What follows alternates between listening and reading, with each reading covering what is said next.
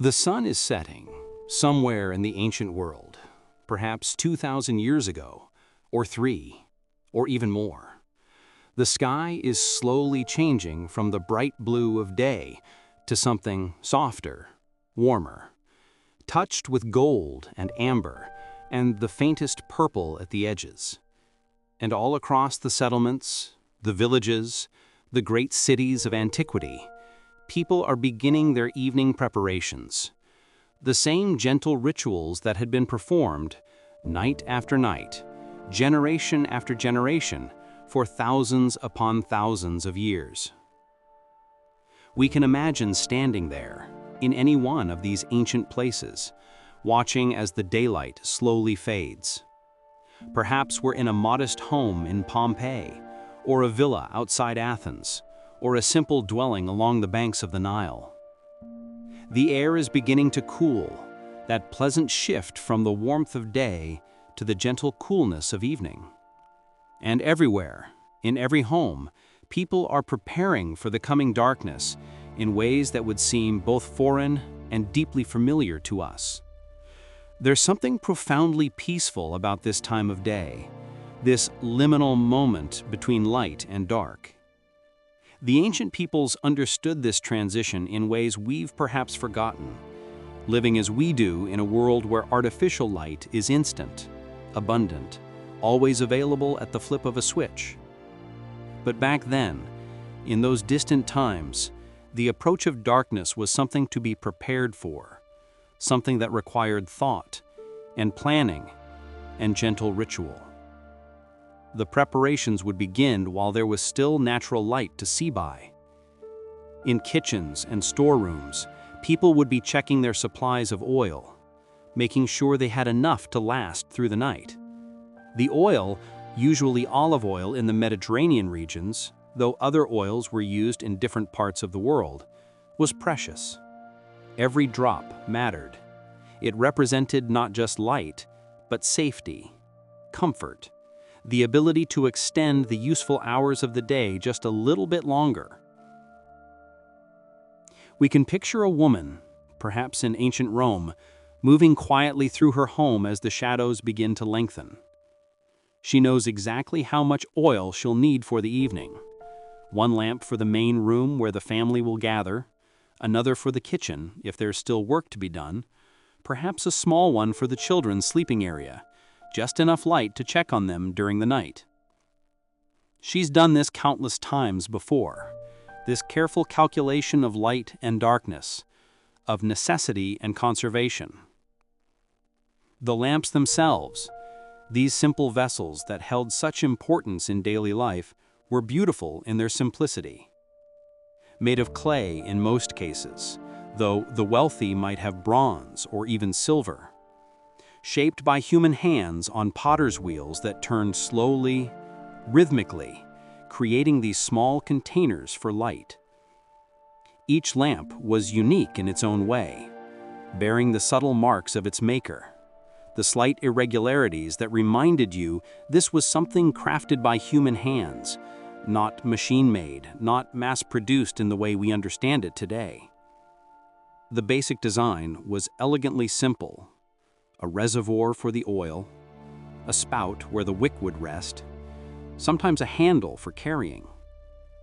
Some lamps had decorative elements, little patterns pressed into the clay while it was still soft, images of gods and goddesses, animals, geometric designs that pleased the eye. But even the plainest lamp, the most utilitarian, had a certain beauty to it, the beauty of an object perfectly suited to its purpose. As the daylight continued to fade, you'd see the first lamps being lit across the settlement. Not all at once, but gradually, like stars appearing in the evening sky.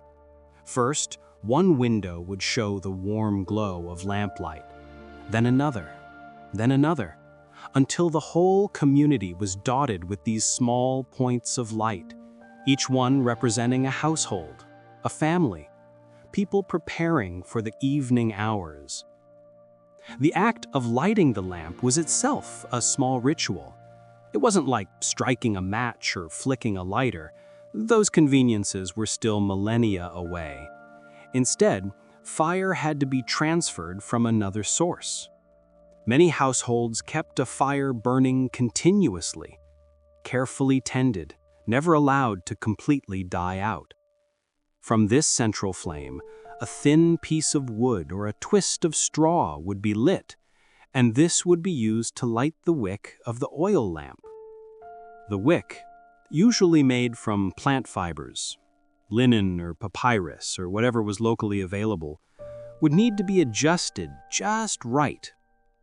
Too short, and the flame would be weak, barely enough to see by. Too long, and it would smoke, filling the room with black soot and consuming the precious oil too quickly.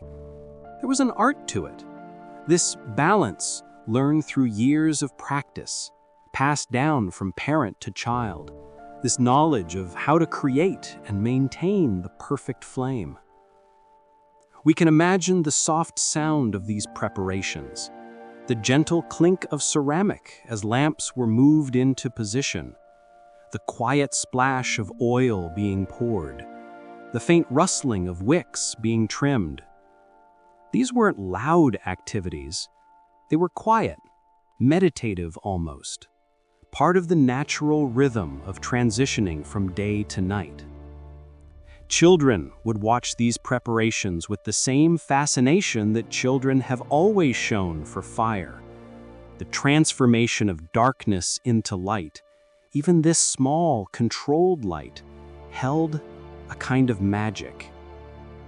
Parents would teach their children, when they were old enough, how to care for the lamps, how to clean them, how to trim the wicks, how to pour the oil without spilling a single precious drop. These were important skills, as essential as any other aspect of household management. The quality of light these lamps produced was nothing like what we're accustomed to today. It was soft, warm, golden. A single lamp might illuminate a circle perhaps 6 or 8 feet across, enough to work by if you were close, enough to see faces across a small room, but beyond that circle, the shadows gathered, deep and mysterious. This interplay of light and shadow was simply part of life, accepted, even embraced in its way. People's activities would naturally adjust to this limited light. Fine detailed work, sewing, writing, intricate crafts, these would be completed while daylight lasted. The evening activities were different, suited to the gentler illumination of oil lamps. Conversation, storytelling, simple mending tasks, quiet contemplation, these filled the hours between sunset and sleep. The expense of oil lamp meant that most people couldn't afford to keep multiple lamps burning all evening. Families would gather in a single room, drawn together by the practical need to share light. But this had the beautiful side effect of bringing people closer, encouraging conversation, strengthening the bonds of family and friendship. The lamp became a focal point, both literally and figuratively, around which evening life revolved. In wealthier households, of course, there might be more lamps, brighter illumination, the luxury of having light in multiple rooms. The rich could afford the finest olive oil, which burned cleaner and brighter than cheaper alternatives. They might have elaborate lampstands, tall bronze or iron structures that held multiple lamps, creating something approaching what we might consider adequate lighting. But even these grand houses, darkness was never fully banished, only pushed back a little further into the corners. The lamps required constant attention throughout the evening. The wicks would need to be adjusted periodically, pulled up slightly as they burned down, trimmed if they began to char and smoke. The oil level needed to be monitored, topped up when necessary. The most lamps were designed to hold enough oil for several hours of burning. This ongoing care of the lamps was usually women's work, though not exclusively. and it was woven seamlessly into the fabric of evening activities. We can picture the gentle movements of someone tending to a lamp, the careful adjustment of the wick with a small tool, perhaps a thin bronze pin kept specifically for this purpose. The way they would cup their hand around the flame if it flickered, protecting it from drafts, ensuring it stayed lit. These were practiced movements, done almost without thinking, the muscle memory of countless evenings spent in lamplight. The smell of burning oil would have been a constant presence in ancient homes during the evening hours. Olive oil, when it's of good quality and the wick is properly adjusted, has a pleasant, almost sweet smell.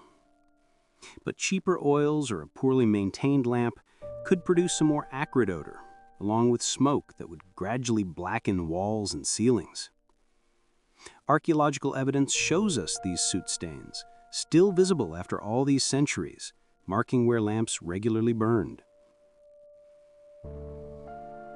Different regions had their own variations on lamp design, shaped by local traditions and available materials. In Egypt, lamps often took the form of small bowls, simple but effective, sometimes with multiple spouts for multiple wicks, creating more light from a single vessel.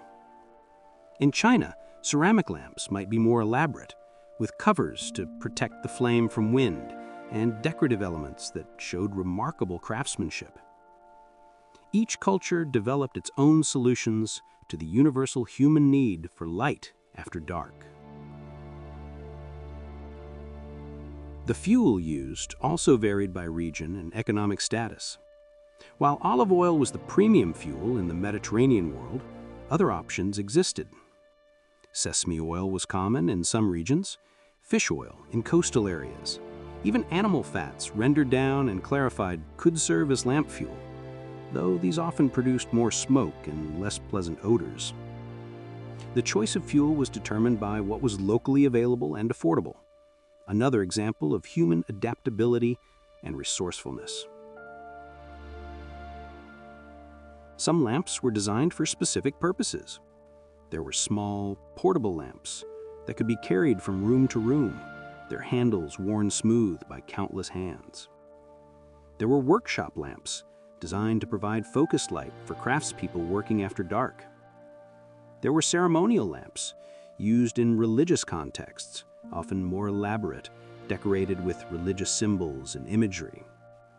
Each type of lamp tells us something about how people lived, worked, and worshipped in the ancient world. The pottery workshops that produced these lamps were important parts of the ancient economy. Skilled potters would create dozens of lamps in a day, each one formed on the wheel or pressed in molds, then fired in kilns that had to be carefully controlled to achieve the right temperature. Too hot, and the clay would crack or warp. Too cool, and the lamps would be fragile, prone to breaking. The knowledge of how to create durable, functional lamps was valuable, passed down through families or jealously guarded by guilds of craftsmen. We can imagine visiting one of these workshops in the late afternoon as the potters finished their day's work. The shelves would be lined with newly made lamps, waiting to dry before being fired. The air would smell of wet clay and the smoke from the kilns. Perhaps the potter is making a few final adjustments to the last lamp of the day, smoothing a rough edge, adding a small decorative touch, taking pride in creating something that will bring light into someone's home. The trade in lamps and lamp oil was significant in the ancient world. Merchants would transport amphorae filled with oil along trade routes that stretched across continents. Ships carrying precious olive oil from Greece or Italy would sail to ports throughout the Mediterranean and beyond. This trade connected distant communities, spreading not just the physical products, but also ideas, technologies, and cultural practices related to lighting and evening life. In the markets of ancient cities, lamp sellers would display their wares, rows upon rows of lamps in different sizes and styles. Customers would examine them carefully, checking for cracks, testing the balance, imagining how they would look lit in their homes. The purchase of a new lamp was a small but significant event, especially for poorer families who might only own a few. A well-made lamp could last for years, becoming a familiar, trusted object in daily life. As evening deepened into night, the patterns of lamplight would tell the story of the community. Early in the evening, many lamps would be burning as families gathered for their evening meal and conversation. As the hours passed, lights would gradually be extinguished as people prepared for sleep. By midnight, only a few lamps would remain lit, perhaps in the home of someone working late, or where someone was ill and being tended through the night, or where a baby was being nursed and comforted. The night watchmen, those whose job it was to patrol the streets after dark, carried their own lamps, specially designed to be portable and wind-resistant. These lonely figures, moving through the dark streets with their small circles of light, were the guardians of the sleeping city. Their lamps served both practical and symbolic purposes, allowing them to see potential threats, but also announcing their presence, a reassuring sign that someone was watching, protecting, maintaining order even in the darkest hours. The extinguishing of lamps at bedtime was itself a ritual, marking the final transition from waking to sleep. The flame would be carefully blown out, or sometimes smothered with a small metal cap designed for the purpose. The last wisps of smoke would curl up into the darkness, carrying with them the activities and conversations of the evening, making way for the quiet of night and the world of dreams. Some households kept one lamp burning through the night, a practice that required careful preparation. The lamp would need to be filled with enough oil to last until dawn, the wick trimmed to burn slowly and steadily. This continuous light served multiple purposes, practical and psychological.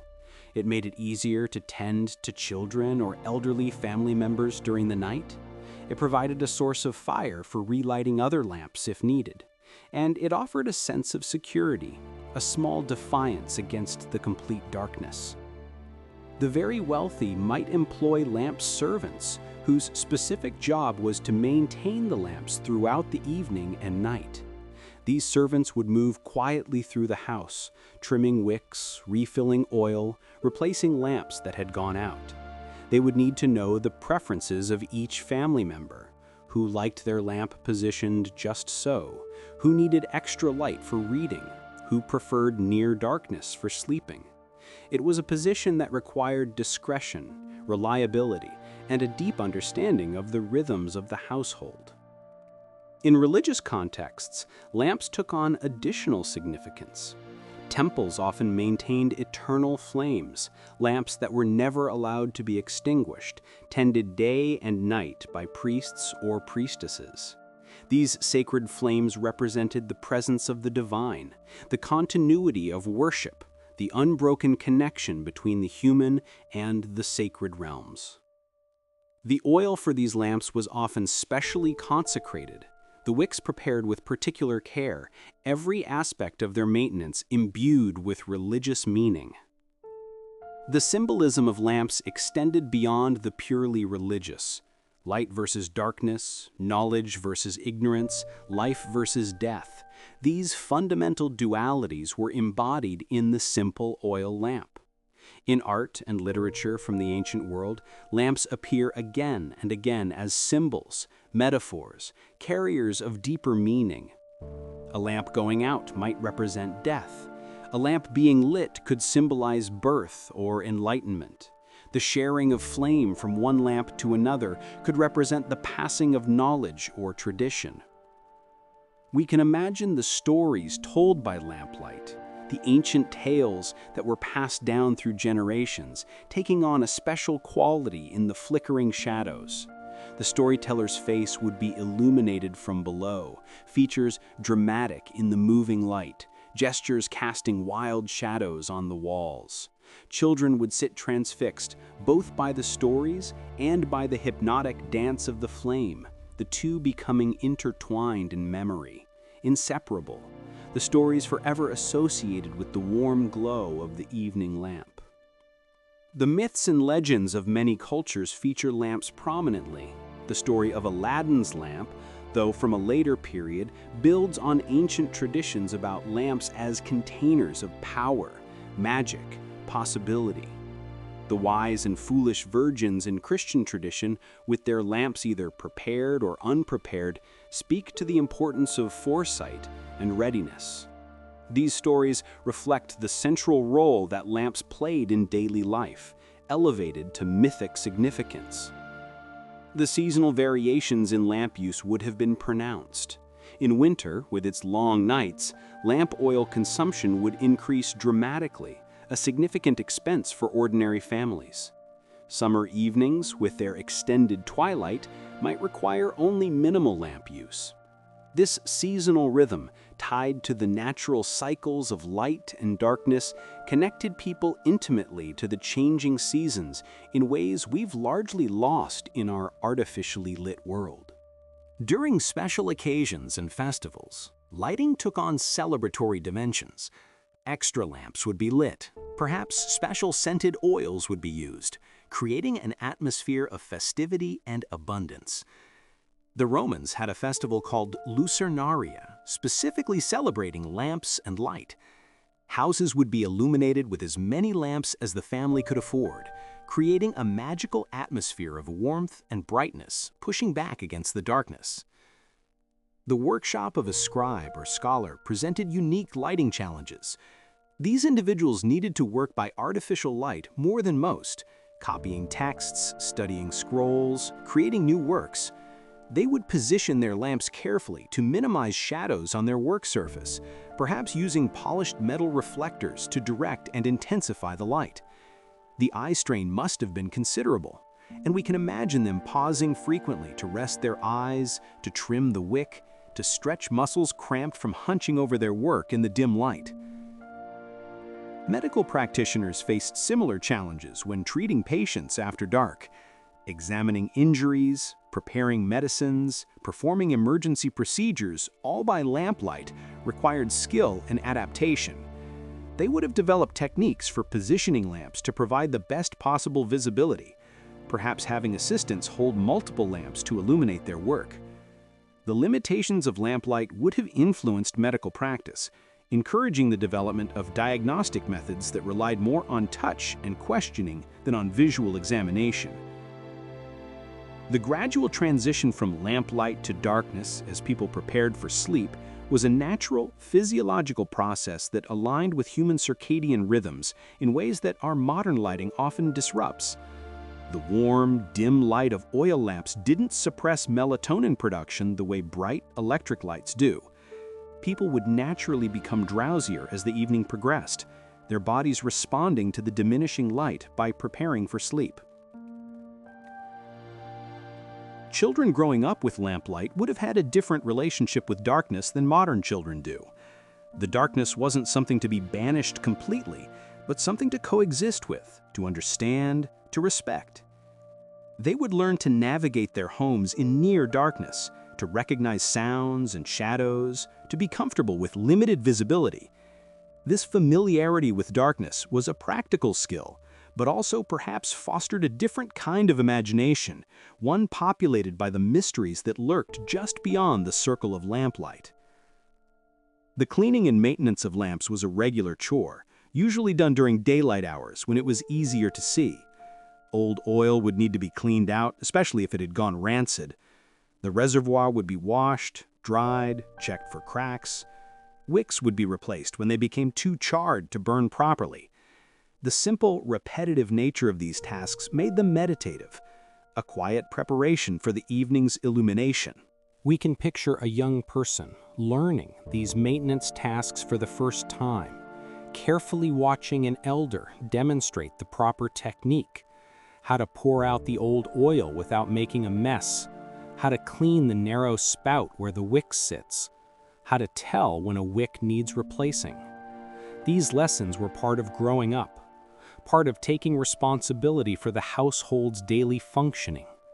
The knowledge passed from hand to hand, generation to generation, an unbroken chain stretching back to the first person who thought to put oil and wick together to create controlled light. The archaeology of ancient lamps provides us with remarkable insights into daily life. Lamps are found in enormous quantities at ancient sites, often intact or easily reconstructed. They tell us about trade patterns, artistic styles, religious practices, economic conditions. A simple lamp found in a modest home speaks to the universal human need for light, while an elaborate lamp from a wealthy villa reminds us that even in antiquity, there were vast disparities in how people lived. Some of the most poignant archaeological finds are lamps discovered in tombs, placed there to light the way for the deceased in their journey to the afterlife. These burial lamps, often unused, pristine, represent the hope that light, that most basic human comfort, would accompany the dead into whatever came next. The symbolism is powerful, moving, a testament to the human desire to push back darkness even in death. The soot patterns on walls and ceilings create a kind of map of how people lived. Where lamps regularly burned, dark stains remain, showing us where people gathered, worked, slept. These traces, inadvertent and unintended, are intimate glimpses into the daily routines of people who lived thousands of years ago. We can trace their movements through their homes, following the soot stains like footprints, understanding their lives through the patterns of their lamplight. In the countryside, away from the cities and towns, lamp use would have been even more conservative. Rural families, with less access to markets and trade, would have been especially careful with their oil supplies. They might rely more heavily on the hearth fire for light, saving their lamps for specific tasks or special occasions. The rhythm of rural life, even more than urban life, would have been dictated by the natural cycle of daylight and darkness. Shepherds and farmers who needed to tend to animals in the early morning darkness or late evening would have developed their own lighting strategies. Torches might be more practical than lamps for moving around outdoors, but a small lamp could be invaluable for checking on a sick animal or helping with a difficult birth. These agricultural workers would have been intimately familiar with darkness, comfortable moving through it, reading its subtle variations, understanding that darkness wasn't uniform, but had its own textures and qualities. The gender dynamics of lamp use and maintenance varied across cultures, but often fell within the sphere of women's household management. Women would typically be responsible for ensuring adequate oil supplies, maintaining the lamps, and managing their use throughout the evening. This responsibility gave them a certain control over the household's evening environment, the power to create or withhold light, to gather the family, or allow them to disperse into darkness. The economic implications of lamp use extended beyond just the cost of oil. Time spent in lamplight was productive time, allowing work to continue beyond sunset. This was particularly important for craftspeople who might need to fulfill orders, or for families doing piecework to supplement their income. The ability to extend the working day, even by a few hours, could make a significant difference in a family's economic situation. We can imagine the calculations that went into these decisions, whether to use precious oil to continue working, potentially earning more money, or to save the oil and accept the limitation of shorter working hours. These were not trivial choices. They reflected the constant balancing act of survival in the ancient world, the need to weigh immediate needs against future security. The development of different wick materials represented centuries of experimentation and refinement. Linen wicks burned cleanly, but were expensive. Papyrus was cheaper, but didn't last as long. Rush pith could be used in some regions, twisted plant fibers in others. Each material had its own characteristics, its own way of drawing up the oil, its own quality of flame.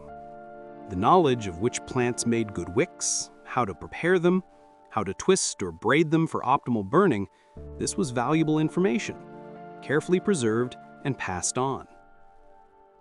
The trade in wick materials could be as important as the trade in oil.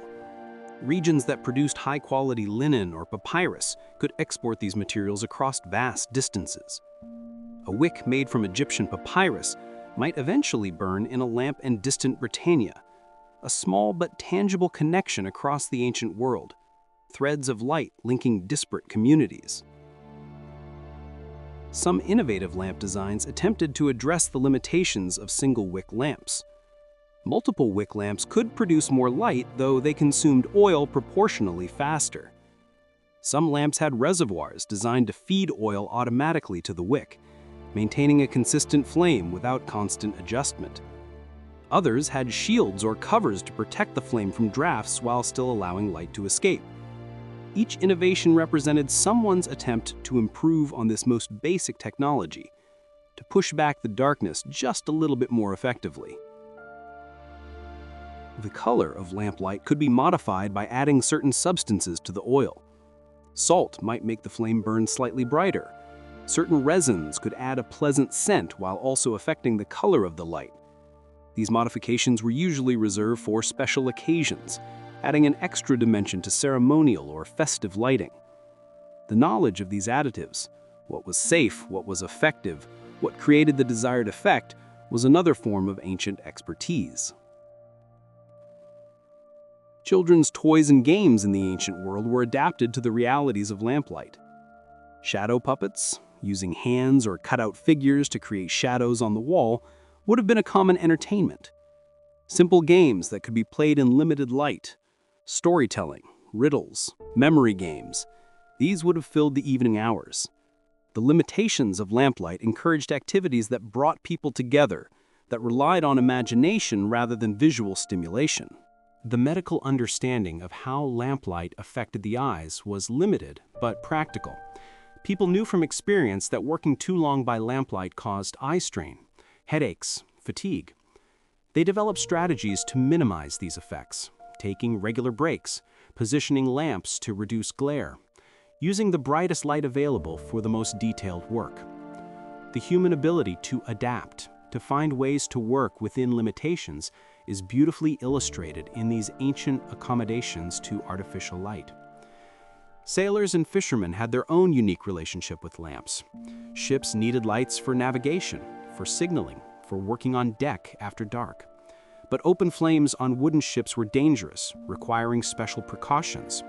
Maritime lamps were often enclosed in protective cases, designed to stay lit even in strong winds, but also to minimize the risk of fire. The sight of a lamp burning on a distant ship, a tiny point of light on the dark ocean, must have been profoundly reassuring, a sign of other human presence in the vast darkness. Fishing by lamplight was practiced in many coastal communities. Certain fish were attracted to light, making them easier to catch. Fishermen would suspend lamps over the water or use torches, creating pools of light that drew fish to the surface. This technique, still used in some parts of the world today, represents one of the many ways ancient peoples learned to use artificial light, not just for seeing, but as a tool for gathering food, for survival. The philosophical implications of lamplight weren't lost on ancient thinkers. Philosophers wrote about light and darkness as metaphors for knowledge and ignorance, for life and death, for the divine and the mundane. The image of the philosopher's lamp burning late into the night as they pursued truth became a symbol of intellectual dedication. The lamp represented the human ability to push back against the darkness of ignorance, to create small circles of understanding in a vast universe of mystery. We can imagine Aristotle or Plato working by lamplight, their faces illuminated as they write, think, teach. The limitations of the light would have influenced their work patterns, perhaps encouraging them to think more before writing, to compose in their minds during daylight and commit to papyrus by lamplight. The physical conditions of intellectual work in the ancient world, so different from our own, shaped the rhythm and nature of that work in ways we can only begin to appreciate. The sound of evening in an ancient city would have been distinctive. As darkness fell and activity moved indoors, the sounds of daytime, carts, vendors, construction, would give way to quieter evening sounds. conversations drifting from houses where lamps burned, the occasional bark of a dog, the call of night birds, the footsteps of someone making their way home by the light of a carried lamp. This acoustic environment, gentler than daytime, would have reinforced the sense of evening as a time of winding down, of preparation for rest. The psychological effects of living with limited artificial light would have been profound. The darkness wasn't something to be conquered, but something to be accepted, worked with, incorporated into the rhythm of life. This acceptance of darkness, of limitation, might have fostered a different kind of resilience, a comfort with uncertainty, with not being able to see everything clearly all the time. Perhaps there's a lesson in this for our over-illuminated age, a reminder that darkness too has its place, its value, its necessary role in the cycle of human life. The very wealthy might have experimented with alternative forms of lighting. Candles, though known in the ancient world, were expensive and less efficient than oil lamps for most purposes. They were more commonly used for special occasions or in specific contexts. The technology for making good candles, especially from beeswax, was complex and the materials costly. Most people would have seen candles as an unnecessary luxury when oil lamps served their needs adequately. The transition from the ancient world to the medieval period saw changes in lighting technology, but the basic relationship between humans and artificial light remained remarkably constant. Oil lamps continued to be the primary source of artificial light for most people well into the medieval period and beyond.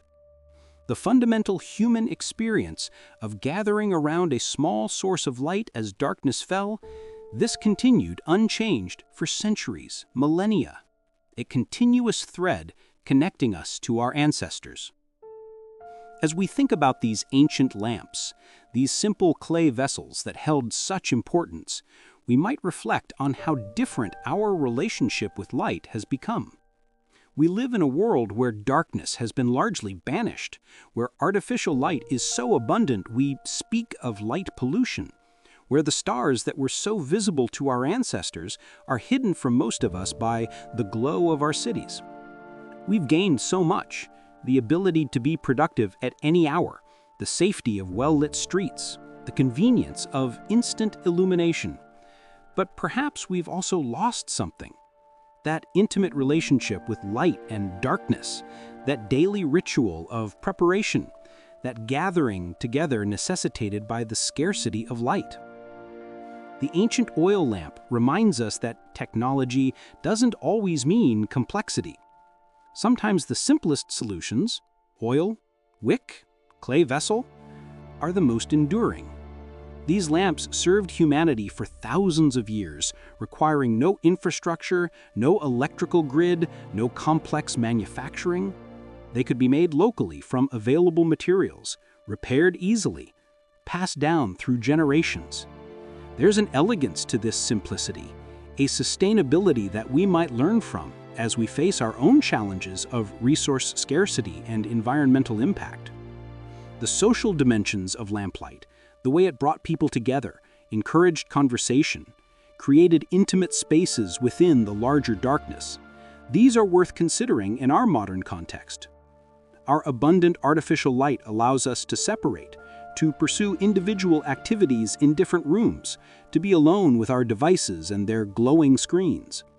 The ancient lamp, with its limited circle of light, created a different social dynamic, one of necessary togetherness, of shared space and shared light.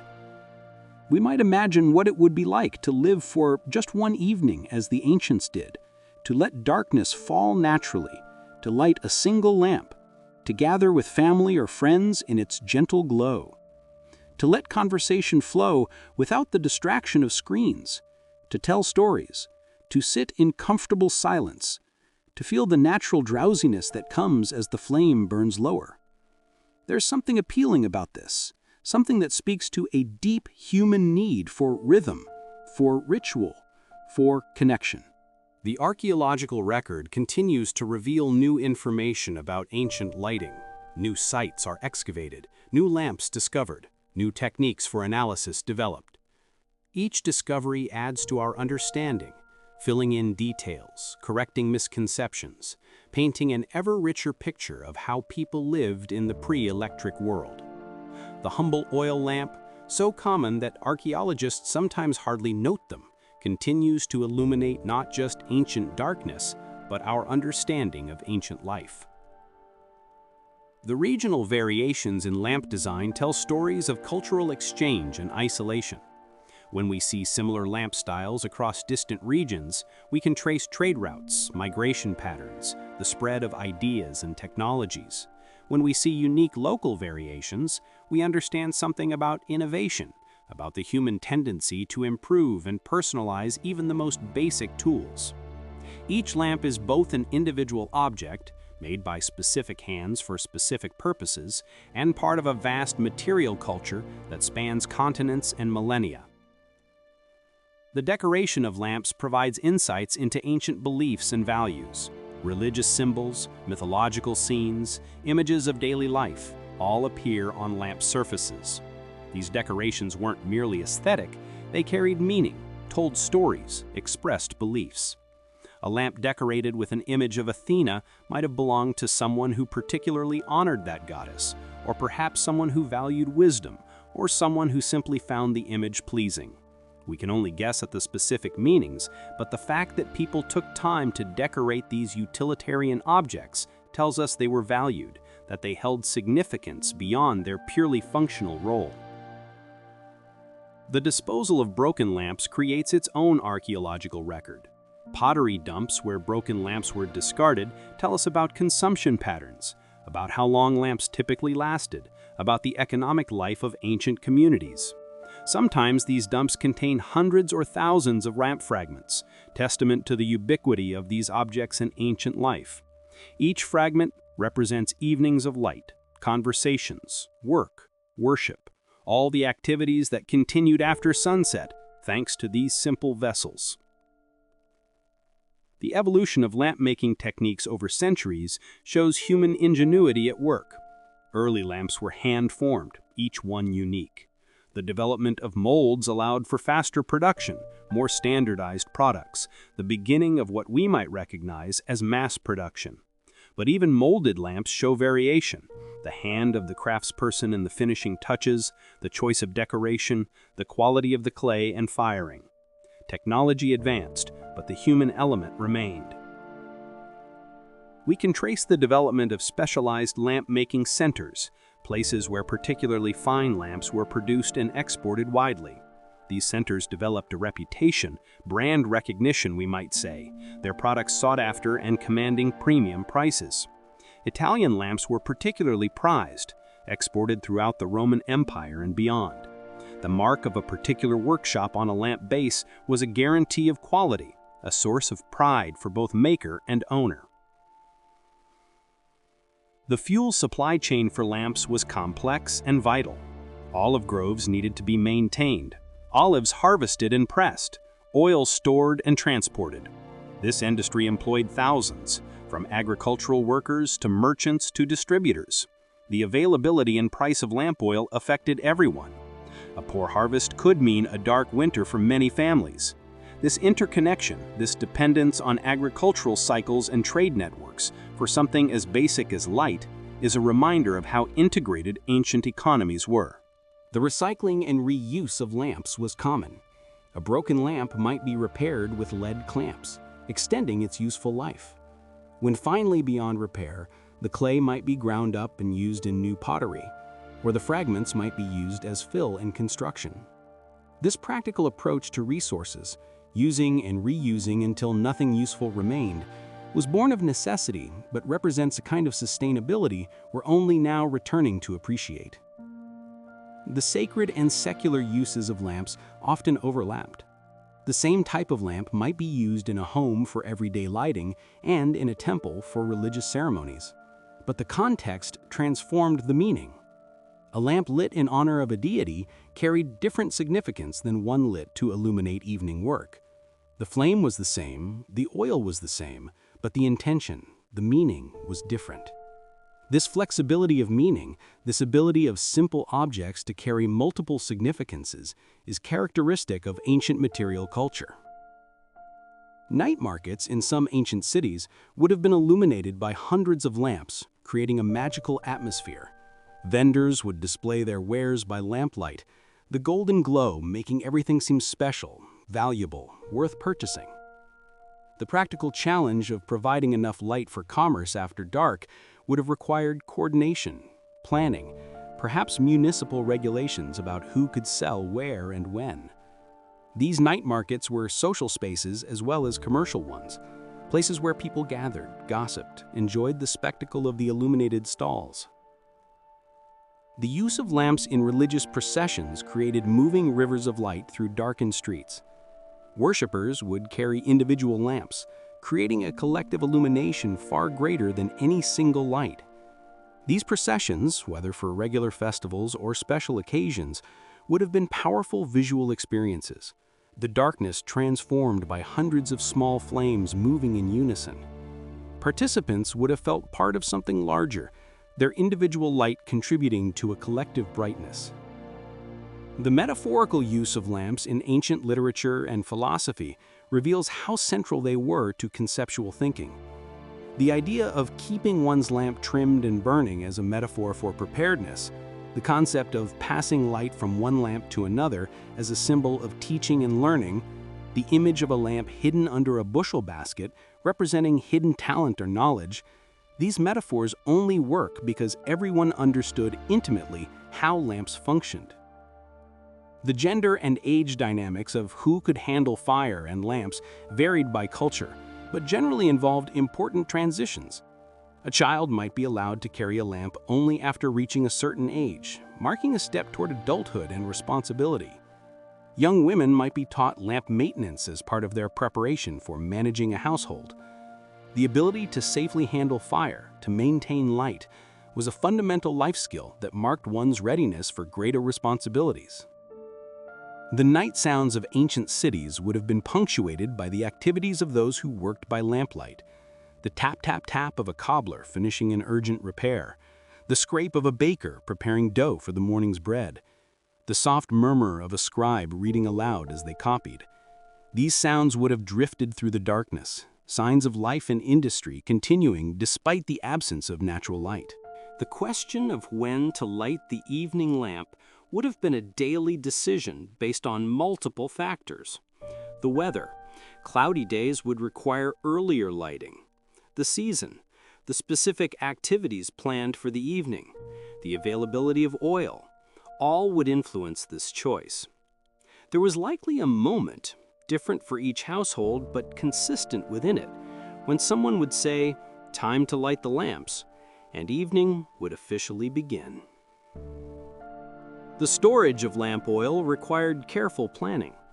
Oil could go rancid if stored too long or in poor conditions. It needed to be protected from heat, light, or contamination. Many households had special storage areas, cool and dark, where amphora of oil would be kept. The management of this supply, knowing how much to buy, when to buy it, how to store it properly, was another aspect of household economy that required knowledge and experience. The cleaning of soot from walls and ceilings was a regular chore in ancient homes. The black residue from burning oil would gradually accumulate, darkening rooms, creating an unhealthy environment if not regularly addressed. This cleaning would typically be done during spring, when doors and windows could be opened wide, when natural light was increasing, making the need for artificial light less pressing. The annual cleaning would refresh the living space, preparing it for another year of lamplight evenings. The development of glass lamps in the later ancient period represented a significant innovation. Glass allowed light to pass through while protecting the flame from drafts. It also created new aesthetic possibilities. Colored glass could tint the light. Clear glass could create interesting patterns. But glass was expensive, fragile, a luxury item for most. The majority continued to use their simple clay lamps, reliable, affordable, perfectly adequate for their needs. Public buildings presented unique lighting challenges. Temples, theaters, bathhouses all needed illumination for evening use. The solutions varied, from hundreds of individual lamps to large central braziers, from reflected sunlight during the day to massive torches at night. The logistics of lighting these spaces, the cost, the labor required, the fire safety concerns, all had to be carefully managed. The fact that many public events occurred during daylight hours reflects the practical difficulties of large-scale artificial lighting. The workshop of a metalsmith or jeweler would have required especially good lighting for detailed work. These craftspeople might have developed specialized lighting arrangements, multiple lamps positioned just so, polished metal surfaces to reflect and concentrate light, perhaps even primitive magnifying lenses to focus light on their work. The quality of their output depended partly on their ability to see clearly, making good lighting not just a convenience, but a professional necessity.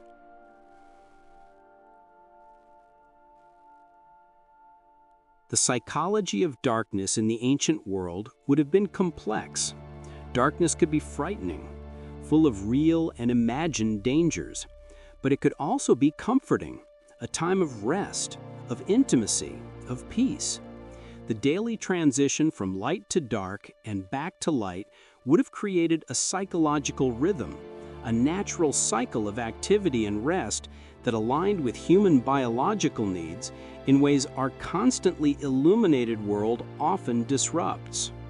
The stories told to children by lamplight would have taken on special qualities in the flickering shadows. Ghost stories, hero tales, creation myths, all would have been enhanced by the atmospheric lighting. Children would remember not just the stories, but the entire sensory experience. The smell of the oil, the warmth of the flame, the faces of storytellers animated by moving light, the comfortable drowsiness as the evening progressed. These memories, layered and rich, would have been passed to their own children, creating continuities across generations. The preparation of wicks was a precise art. The material had to be prepared correctly, dried if plant fiber, cleaned if recycled from worn fabric. The thickness had to be just right for the size of the lamp and the viscosity of the oil being used. Too thick, and the wick would char without drawing up enough oil. Too thin, and it would burn too quickly. The twisting or braiding of the wick affected how it burned, how much smoke it produced, how often it needed trimming. This knowledge, seemingly simple, but actually quite complex, was part of the vast body of practical wisdom that kept ancient households functioning. The economic stratification visible in lamp quality and quantity speaks to broader patterns of inequality in ancient societies. While a wealthy household might have dozens of lamps, fine oils, dedicated servants to maintain them, a poor family might have a single lamp, carefully rationed oil, the constant worry of affording next week's supply. Yet both rich and poor shared the fundamental experience of darkness, the need for artificial light, the gathering in pools of lamplight as evening fell. The medical knowledge of the time recognized some effects of poor lighting or smoke exposure. Physicians wrote about eye problems caused by straining to see in dim light, respiratory issues from poorly ventilated spaces filled with lamp smoke, burns from handling lamps carelessly. They recommended various remedies: eye washes for irritation, ventilation for smoke, proper handling techniques to avoid burns. This practical medical knowledge developed from centuries of observation, the accumulated wisdom of living with artificial light.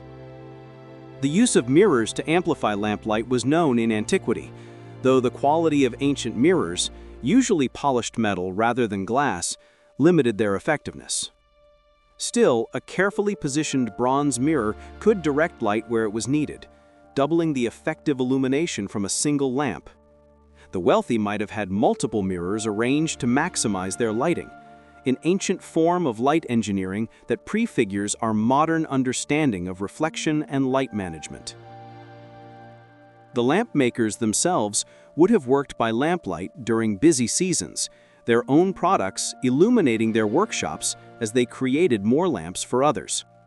There's something poetic about this, the self-referential nature of making light-giving objects by the light of similar objects.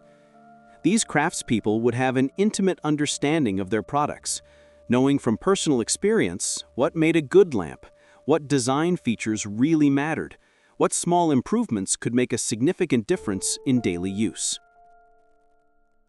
The seasonal variations in darkness hours meant that lamp oil consumption could vary dramatically throughout the year. Winter months might require 3 times as much oil as summer months. This seasonal variation had to be planned for, oil purchased and stored during abundant times, carefully conserved during scarce times. The economic pressure of winter lighting costs would have been significant for many families, another expense at exactly the time when other costs, heating, food, were also higher. The development of regional styles in lamp decoration tells us about local artistic traditions and cultural preferences. Some regions favored geometric patterns, others preferred naturalistic designs. Still others emphasized religious or mythological imagery. These preferences weren't arbitrary, but reflected deeper cultural values, aesthetic traditions, religious beliefs. A lamp from North Africa looks different from one made in Greece, not just because of different manufacturing techniques, but because of different ideas about beauty, meaning, the role of decorative arts in daily life. The transport of fragile ceramic lamps over long distances required careful packing. Archaeologists have found lamps still in their original packing materials: straw, sawdust, cloth, carefully arranged to prevent breakage during shipment. The fact that merchants considered it worthwhile to transport relatively inexpensive ceramic lamps over long distances tells us about the demand for these products, the recognition of quality differences, the desire for specific styles or types, even when local alternatives were available. The reuse of molds in lamp production created standardization, but also allowed for variation. A mold might be used hundreds of times, gradually wearing down, producing subtly different lamps over its lifetime.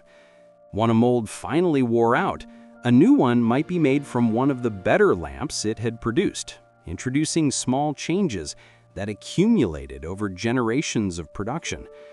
This gradual evolution of design through the reproductive process itself is a fascinating example of how technology and craftsmanship interacted in the ancient world.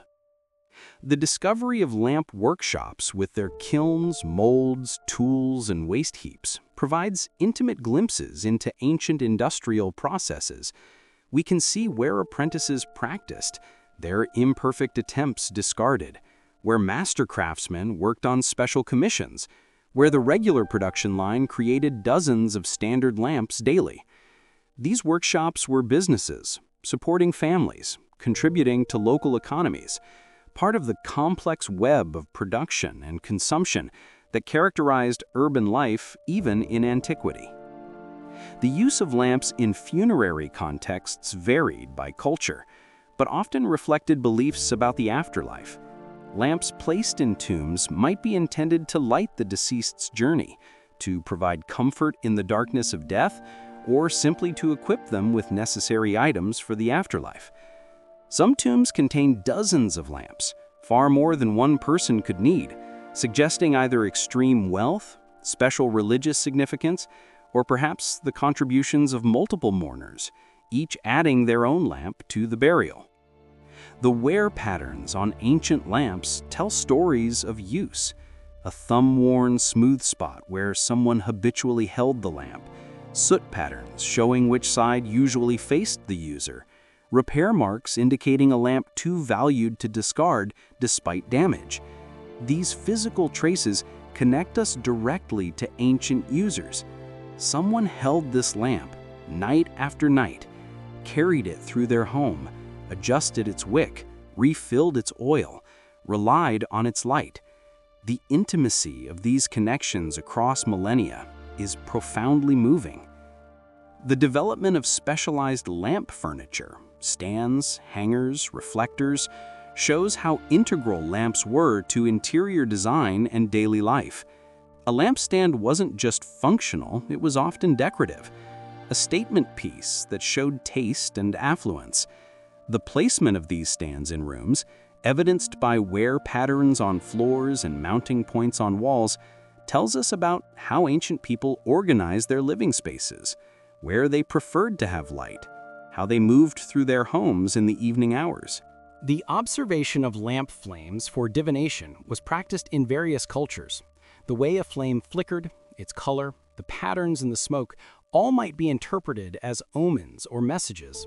This practice, called lichnomancy, added another layer of meaning to the simple oil lamp. The same object that provided practical illumination could also serve as a window into the future, a connection to the divine, a tool for understanding the mysterious forces that shaped human life. The collaboration required for large-scale lighting projects, such as illuminating a theater for an evening performance, shows sophisticated organizational capabilities. Hundreds of lamps would need to be prepared, positioned, lit in coordination, maintained throughout the performance, then safely extinguished afterward. The logistics of such operations, who was responsible for what, how commands were communicated, how safety was ensured, revealed complex administrative structures and professional specializations we might not expect in the ancient world. The influence of lamplight on ancient art and artistic production is visible in the works themselves. Sculptures designed to be viewed by lamplight show different attention to shadow and relief than those meant for daylight viewing. Paintings and frescoes in interior spaces were created with an understanding of how they would look in artificial light. Artists had to consider not just form and color, but how their works would appear in the flickering, warm light of oil lamps, how shadows would fall, how certain colors would appear different in lamplight than in sunlight. The development of timer mechanisms for lamps, devices that would regulate oil flow to maintain a flame for a specific duration, shows remarkable ingenuity. These mechanical innovations, using principles of water clocks or graduated oil reservoirs, allowed for more predictable burning times, useful for timing watches, religious observances, or simply ensuring a lamp would last through the night. Not all innovations were successful or widely adopted, but the attempts show a constant drive to improve and refine this fundamental technology. The social etiquette around lamp use would have been complex and culturally specific. When visiting someone's home, would you bring your own lamp or expect to share the host's light? If multiple people were reading or working, how was lamp placement negotiated? Were there gender or age hierarchies in who got the best light? These social negotiations, mostly invisible to us now, would have been part of the fabric of daily life, understood implicitly by those who lived it. The connection between lamplight and literacy in the ancient world is significant.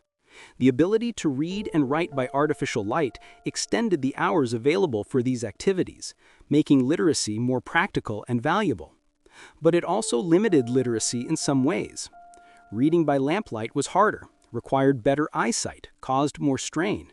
The physical challenges of reading and writing in lamplight may have influenced the development of written scripts, encouraging larger, clearer letters, more spacing, features that made texts easier to read in suboptimal lighting. The role of lamplight in romantic and intimate contexts appears throughout ancient literature. The soft light of a lamp created an atmosphere conducive to personal conversation, to romance, to the sharing of secrets. Lovers might meet by lamplight, its gentle glow more flattering and intimate than harsh daylight. The extinguishing of lamps marked the transition to even greater intimacy, the darkness providing privacy in homes where multiple generations might share close quarters. The management of fire risk from lamps required constant vigilance. A knocked-over lamp could quickly start a devastating fire, especially in densely packed urban areas with wooden construction. Fire brigades in some ancient cities were organized partly in response to lamp-related fires. Building codes might specify materials and construction methods designed to reduce fire risk. The balance between the necessity of artificial light and the danger it posed was a constant concern in ancient urban planning and daily life. The use of scented oils in lamps for special occasions added another sensory dimension to evening gatherings. Rose oil, frankincense, myrrh, various herbs and resins could be added to lamp oil to create pleasant aromas. These scented lamps might be used for religious ceremonies, romantic encounters, or simply to mark special celebrations. The combination of light and scent created multi-sensory experiences that enhanced memory formation, making special events even more memorable. The development of public street lighting in some ancient cities, though limited, represents early attempts at urban illumination. Certain main thoroughfares might have had lamps or torches maintained at public expense, providing basic navigation and security after dark. These early streetlights were far from comprehensive, but they marked the beginning of the idea that darkness in public spaces was a problem to be solved collectively rather than individually. The influence of lamplight on ancient music and performance is often overlooked. Musicians performing by lamplight had to position themselves carefully to see their instruments and each other. The intimate atmosphere created by lamplight would have influenced the types of music performed in evening gatherings, perhaps favoring softer, more contemplative pieces over rousing anthems. The flickering shadows created by lamplight would have added drama to theatrical performances, the moving lights and shadows becoming part of the show itself. The preservation techniques for lamp oil varied by region and available technology. In hot climates, keeping oil from going rancid was a constant challenge. Underground storage, ceramic containers that allowed some air circulation while keeping out contaminants, the addition of salt or other preservatives. Various methods were developed through trial and error. The knowledge of how to keep oil fresh, how to tell when it was beginning to turn, how to salvage oil that was starting to go bad, this practical chemistry was essential household knowledge. The recycling of oil from different sources for lamp use shows remarkable resourcefulness. Used cooking oil might be filtered and used in lamps, though it might smoke more and smell less pleasant. Oil extracted from fish or marine mammals could serve when plant oils were scarce. Even animal fats, properly rendered and clarified, could fuel lamps in desperate times. This adaptability, this ability to make do with whatever was available, was crucial for survival in a world without our modern supply chains and abundance. The archaeological evidence for lamp production sites reveals sophisticated industrial organization.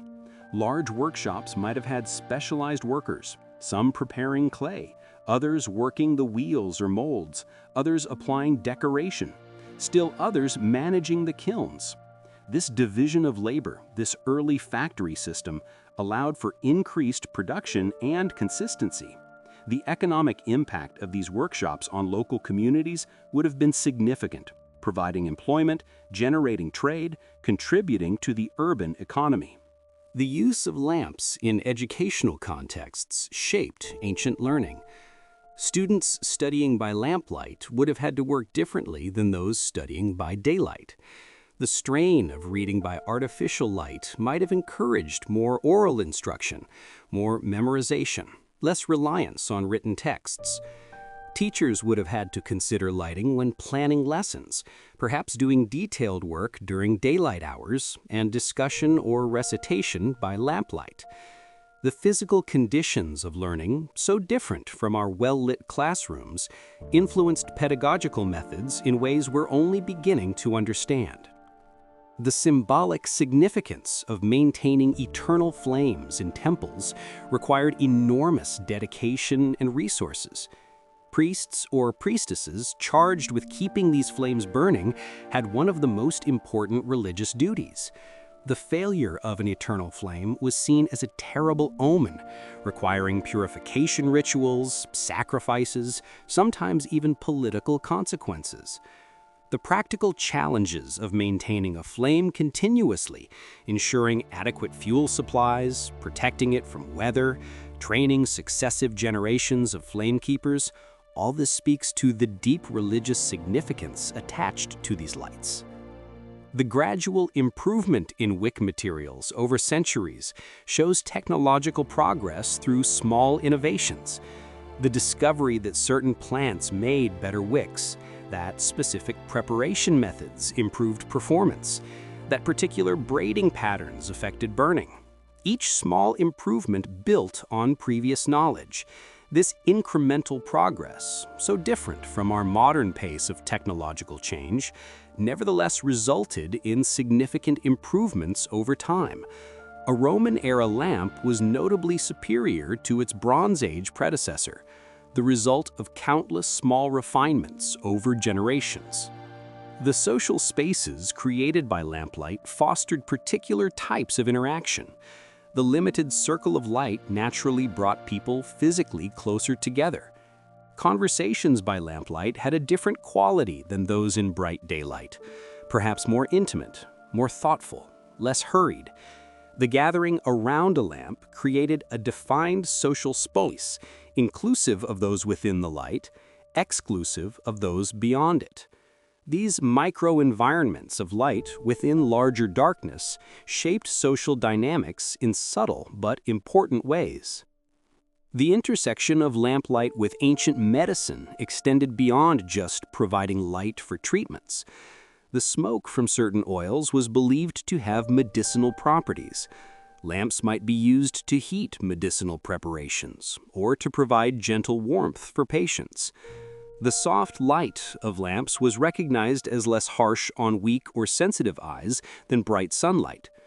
The healing environment created by lamplight, calm, warm, intimate, may have contributed to patient comfort and recovery in ways that weren't fully understood but were intuitively recognized. The development of regional trade networks for lamp-related goods created economic interdependencies across vast distances. A region with good clay but no local oil production would trade with oil-producing regions. Areas with skilled craftspeople but limited raw materials would import supplies and export finished products. These trade relationships, maintained over centuries, created cultural exchanges that went far beyond just economic transactions. Ideas, technologies, artistic styles, religious practices all traveled along with lamps and lamp oil. The evidence for lamp use in agricultural settings shows how artificial light extended beyond domestic spaces. Farmers might use lamps when checking on animals during birthing season. Agricultural processing that needed to continue after dark, grinding grain, pressing olives, processing harvested crops, would require artificial light. The agricultural calendar, with its intense periods of activity during harvest, would have necessitated working by lamplight to complete time-sensitive tasks. The adaptation of lamp design for specific climates shows human ingenuity in solving environmental challenges. In windy regions, lamps with deeper reservoirs and protected wicks were developed. In humid climates where oil might absorb moisture, sealed containers were preferred. In very cold regions, lamps that could burn animal fat effectively were essential. Each regional variation represents generations of problem solving, of adaptation to local conditions, of refinement through daily use and observation. The role of lamplight in ancient warfare and defense is often overlooked. Sentries needed light for their watches, but couldn't afford to destroy their night vision with too bright a flame. Signal lamps might be used to communicate between watchtowers. The preparation of defenses, the treatment of wounded, the planning of strategies, all might occur by lamplight. The management of lighting during sieges, conserving fuel while maintaining necessary illumination would have been a crucial logistical challenge. The evidence for the use of colored glass or translucent materials to modify lamplight shows aesthetic sophistication. Colored lamplight might be used for special effects in theatrical performances, for creating particular atmospheres in religious ceremonies, or simply for the pleasure of beautiful lighting.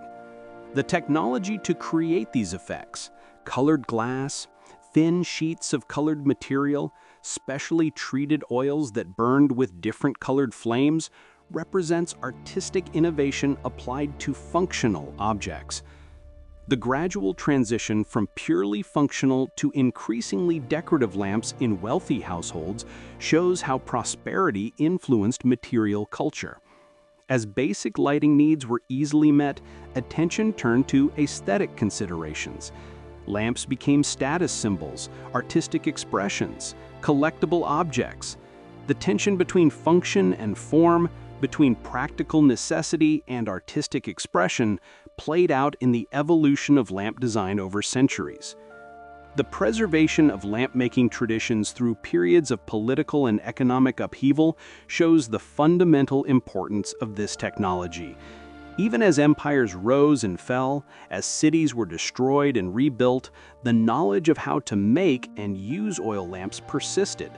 This continuity, maintained through oral tradition and apprenticeship systems, ensured that essential technologies survived even catastrophic disruptions.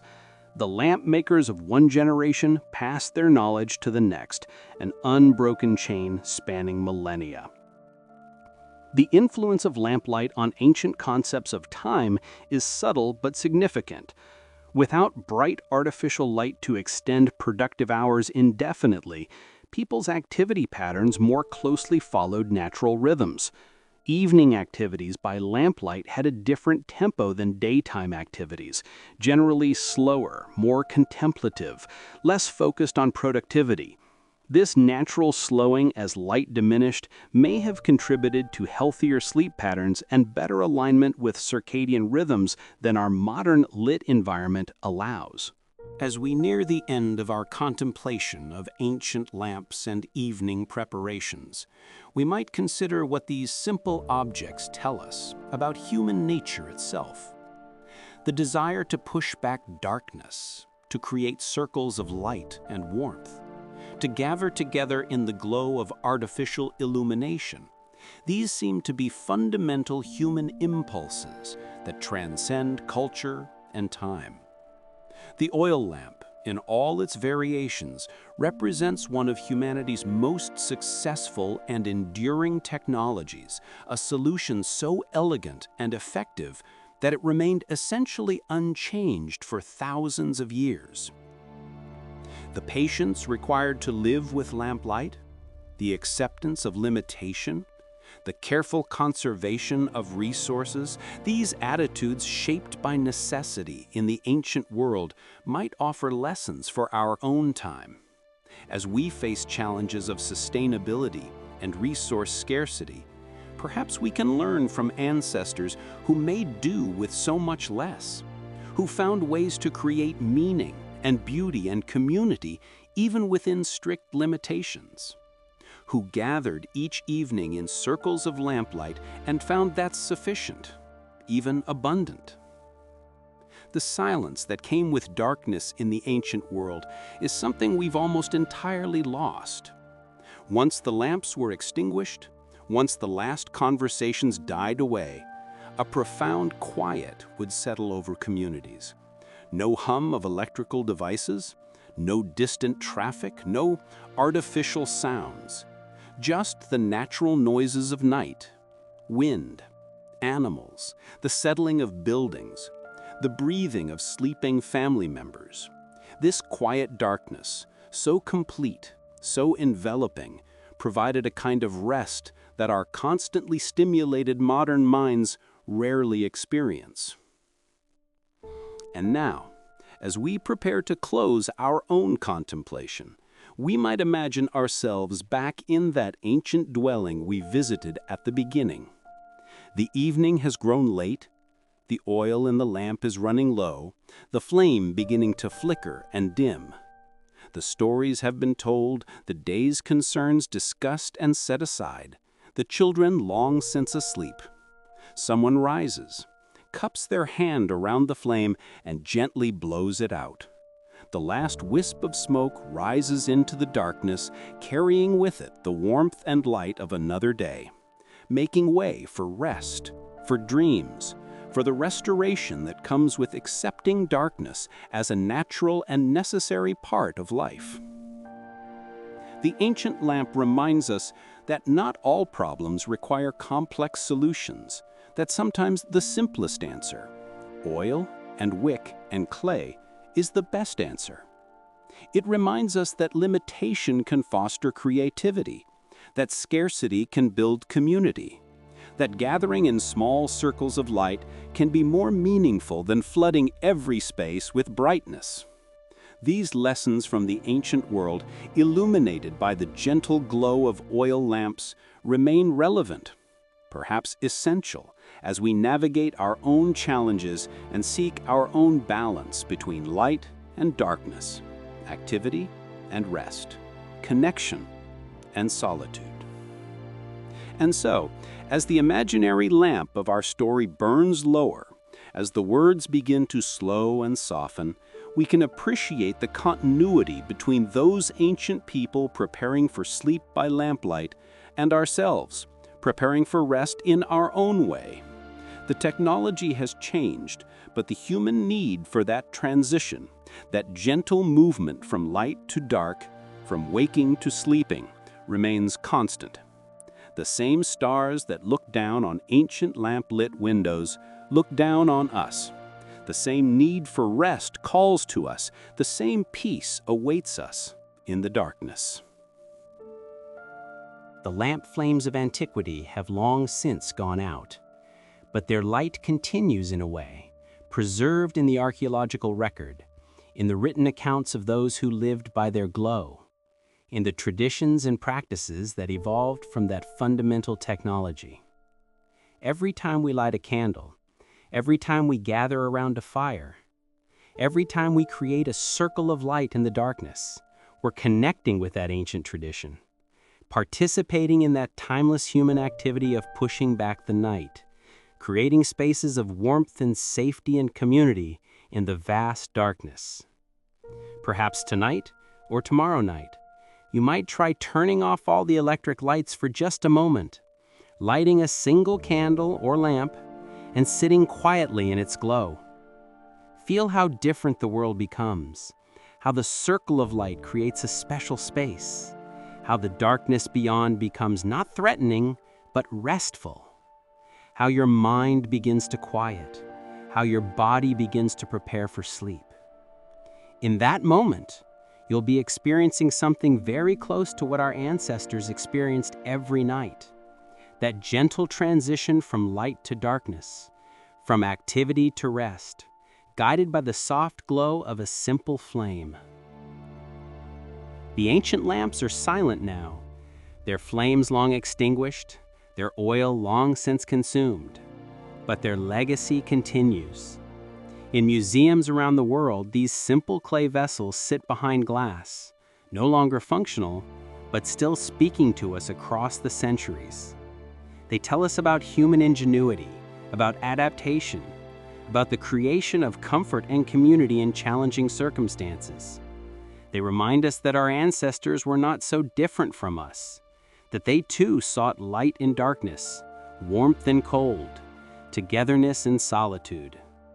And perhaps most importantly, they remind us that there are many ways to live, many ways to solve problems, many ways to create meaning and beauty and connection. The ancient oil lamp, humble and ubiquitous, was perfectly suited to its purpose and its time. It served humanity faithfully for millennia, asking little, providing much, creating countless circles of light in which people lived and loved and dreamed. As our own contemplation of these ancient lights draws to a close, as we prepare to return from the world of lamplight to our own electrically illuminated present, we might carry with us some of the peace of those ancient evenings, the acceptance of natural rhythms, the appreciation of simple solutions, the value of gathering together in shared light, the importance of rest and darkness as natural counterpoints to activity and brightness. These lessons from the age of lamplight remain relevant, perhaps even essential, in our own time. The flame flickers one last time, the oil nearly exhausted, the wick burning down to its end. In a moment, the light will go out. The darkness will return, complete and enveloping. But this darkness isn't empty or frightening.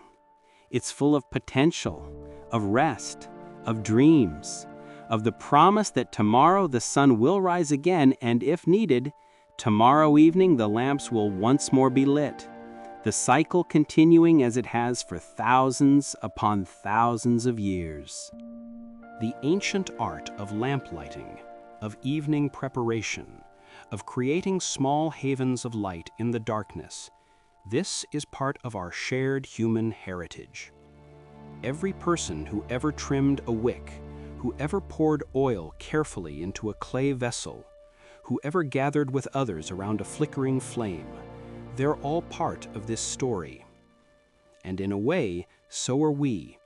Even in our electrified world, still seeking light, still gathering together, still preparing each evening for the rest that darkness brings. The last drop of oil burns away. The wick glows red for a moment, then fades to black. The darkness is complete now, soft and encompassing, inviting rest. Somewhere in the distance, perhaps, another lamp still burns. Someone else still awake, still working or talking or thinking by that ancient light. But here, in this space we've created together, it's time for rest. The lamp has served its purpose. The evening preparations are complete. The stories have been told. And so we leave the ancient world of lamplight, returning to our own time, but perhaps carrying with us a deeper appreciation for those simple flames that lit humanity's way for so long. The next time you see a candle flame or an oil lamp in a museum, or even just notice the sunset beginning, you might remember these ancient rhythms, these timeless patterns of light and darkness, activity and rest, that connect us to countless generations before us.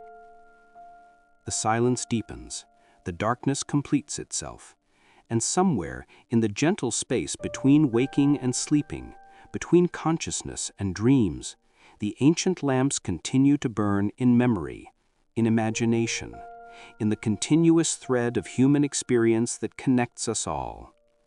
Their light, though physically extinguished millennia ago, continues to illuminate our understanding of the past, and perhaps, in some small way, lights our way forward into whatever comes next. Rest now, as they rested, in the quiet darkness, in the peace that comes after the last lamp is extinguished, in the timeless embrace of night. The stories of lamplight will continue tomorrow and tomorrow and tomorrow, as they have for thousands of years. But for now, for this moment, there is only peaceful darkness, gentle rest, and the quiet breathing of a world preparing for sleep, just as it has done since the very first person learned to create light, and then, when the time was right, learned when to let it go and welcome the darkness once more.